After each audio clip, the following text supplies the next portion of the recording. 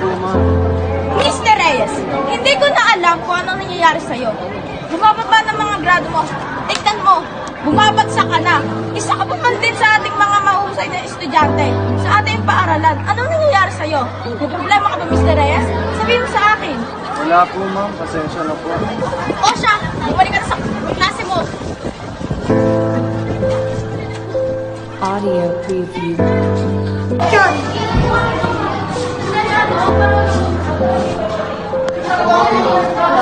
Sino to? Hello po. Kayo po ba ang guardian ni Mr. Reyes?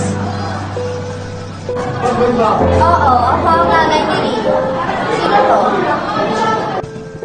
Mrs. Reyes, may masama po akong balita sa inyo.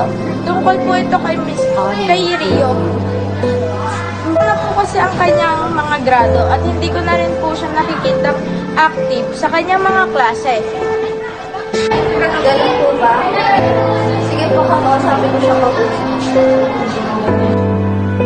Sige ho, Mrs. Reyes. Maraming salamat.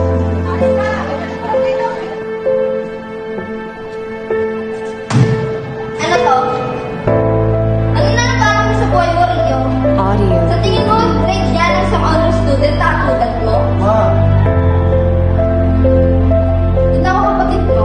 Top 1. Ikaw? Hindi pa masapat sa inyo ang lahat ng paghihirap ko para magbigay pangangailangan nyo? Ano na lang sasabihin ng iba sa atin? Na ano, walang pinag-aaral ng mga anak mo? I'm so disappointed on you, Rio. You embarrassing our family. Rio! Saan ka pupunta? Rio! Audio preview.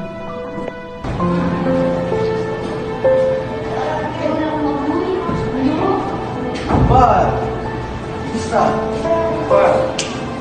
Pakasagot mo ngayon ah. Pamali-pamali pa. Problema na naman. Nakamamit ka na buso ng problema. Oo nga eh. Ito, buwan mo. Tutupad. Papakalma. Buwan mo, pre. Epektibo yan. Dahil sa unang pagsubok, sa pag-aakalang ito'y makakatulong, ito ay aking muling inulit hanggang sa naging adiksyon ko na. At doon nagsimula ang kalbaryo ng buhay ko.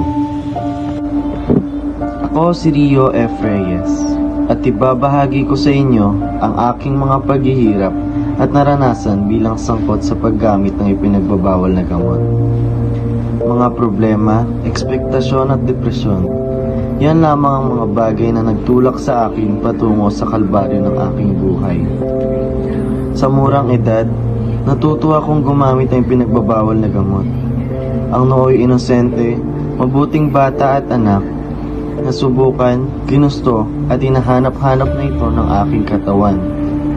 Ito na ako ngayon, isang napariwarang estudyante, na nooy pag-aaral ang inaatupag, na nooy puno ng pangarap, ngunit sa bungungot na uwi ang lahat. Ngunit ganun pa man, hindi pa rin ako nawawalan ng pag-asa sa kabila ng mga nangyari sa aking buhay.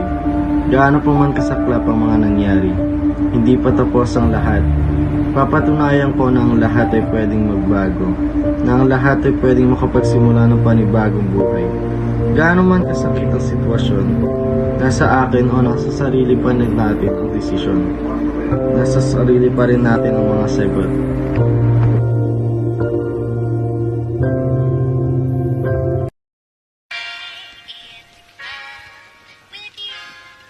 And it goes a little